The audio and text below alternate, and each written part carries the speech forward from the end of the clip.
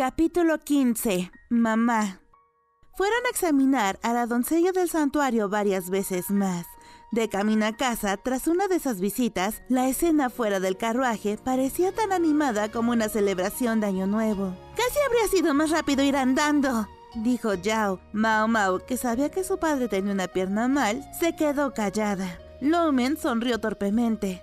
«Mis disculpas, no puedo ir muy lejos con esta pierna». Yao parecía mortificada, pero ya era demasiado tarde. Tenía suerte de que hubiera sido Loumen. Él se tomaría su desliz con buen humor. Cualquier otro personaje importante podría haberse ofendido. Aún no estaba claro si los exámenes que estaban realizando tenían algún sentido, pero el pequeño equipo al menos había podido ser de alguna ayuda. Lamentablemente, no en cuanto a las elecciones medicinales de Mao Mao, sino más bien en cuanto a consejos de vida.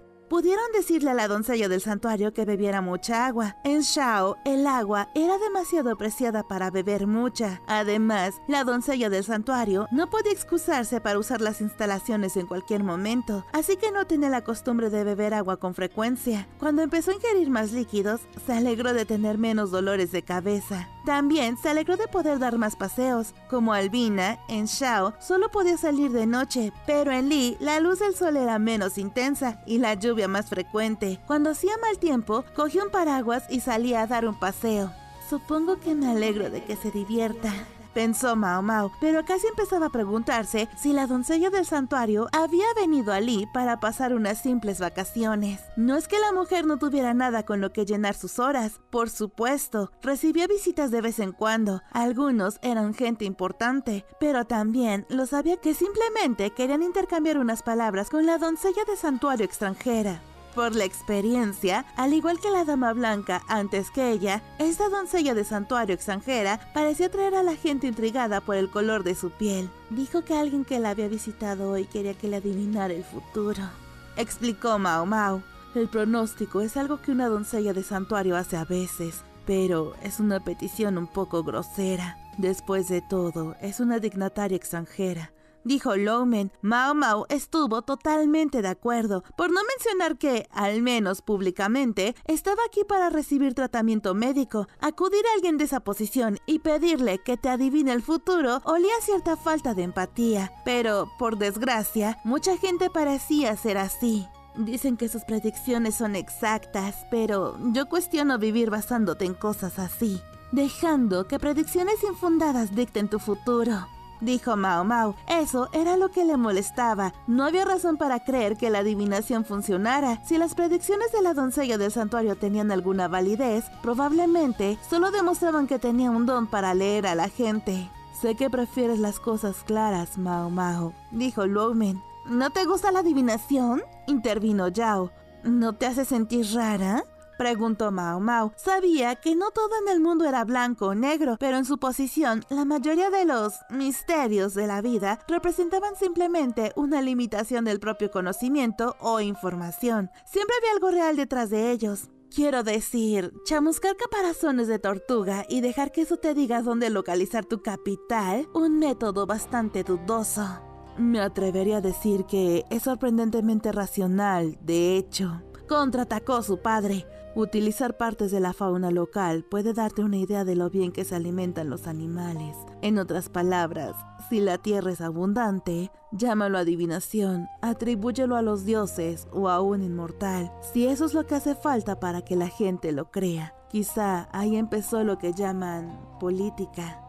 Ya veo, pensó Mao Mao. Podría aceptarlo. Yao también escuchaba atentamente. Solo hay un problema. Un ritual puede haber significado algo cuando se realizó por primera vez, pero si olvidas por qué empezó o pierdes el conocimiento de lo que significa, solo queda la forma. Eso, chicas, es peligroso.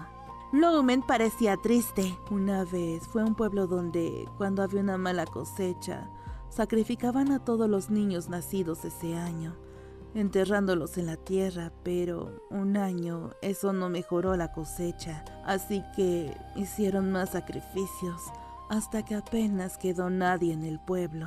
Fue entonces cuando pasé por allí en mis viajes. Creo que veo por dónde va esto. Su padre había pasado muchas penurias, y a estas alturas de la historia, Mao Mao ya se hacía una idea de lo que quería decir. Cuando me ataron y me arrojaron a un agujero, pensé que iba a morir. Tuve suerte de que mi compañero de viaje apareciera un poco más tarde y me encontrara. O podría estar alimentando a los gusanos hasta el día de hoy. Yao se quedó boquiabierta ante la serenidad con la que Lowman contaba su sombría historia. Por muy perspicaz que fuera, las historias de su propia desgracia le resultaban un poco insensibles. Bastante decir que no había elegido convertirse en eunuco. Puede que consideremos absurdos los sacrificios humanos, pero en algún momento del pasado fueron eficaces. En este pueblo en particular tenían la costumbre de plantar cada año la misma cosecha en los campos. Usaban abono, pero faltaba un nutriente, algo producido en el cuerpo humano. Esa lógica, por supuesto, solo era válida si el problema real era el monocultivo. Sin embargo, cuando el padre de Mao Mao había visitado el pueblo, una enfermedad transmitida por insectos había sido la causa de la mala cosecha. Los sacrificios habían sido totalmente en vano. A veces, la gente sigue haciendo cosas simplemente porque funcionaron en el pasado. Tomemos un lugar que promueve las buenas cosechas con sacrificios humanos. La cosecha mejora porque los sacrificios se enterraban en tierra desnuda. Con el tiempo, sin embargo, los dioses o los inmortales entran en juego y se convierte en un ritual. Lo divino es una excusa poderosa y conveniente. Tal vez la doncella del santuario de Shao se había convertido en sagrada a través de un proceso similar. Su charla les llevó a la puerta de la consulta médica. A Mao Mao le habría gustado más oír de su padre, pero eso sería todo por ahora. Le ayudó a bajar del carruaje. Había informes que escribir, siempre informes. Al entrar en la consulta descubrieron un gran alboroto. ¿Qué estaba pasando? ¡Menos mal que están aquí!, dijo un médico que se acercó con cara de angustia. ¿Qué ocurre?, preguntó Lowman. ¿Qué ocurre? ¿Qué ocurre? No puedo creer que apareciera cuando los dos estaban fuera. Le dijimos que no estaban, pero insistió en que esperaría que volvieran. No sabíamos qué hacer. Mao Mao y su padre se miraron. Había una corta lista de personas que podían causar consternación de esta manera. Será mejor que me encargue yo, dijo Lowman y entró en la consulta médica. Dentro, sin sorpresa, estaba el monstruo monocéfalo, reclinado en un sofá que había hecho traer para él. ¡Tío! Creí que no llegarías nunca, dijo el monstruo sonriendo. Ven, Lacan. Ya hemos hablado de meter tus muebles en los despachos de la gente sin invitación y de tirar los envoltorios de los bocadillos al suelo que están en la papelera. Y no me vengas llorando si se te pudren los dientes por beber solo zumo. No estarás bebiendo directamente del envase, ¿verdad? Lowman se agachó y empezó a recoger envoltorios. Parece una abuela vieja, dijo Yao, e incluso los que estaban en la consulta y no tenían una educación refinada probablemente estaban de acuerdo con ella. Los aprendices de médico y los subordinados del monstruo corrieron a unirse a Lowman en su tarea. Probablemente Mao Mao también debería haber ayudado, pero si se acercaba a ellos, el alboroto volvería a empezar. Por no mencionar que no le apetecía. En lugar de eso, observó desde atrás de un poste. ¡Tío! ¿Dónde está Mao Mao? Está cerca, ¿verdad?, dijo el monstruo moviendo la nariz como un perro. Mao Mao no pudo evitar murmurar.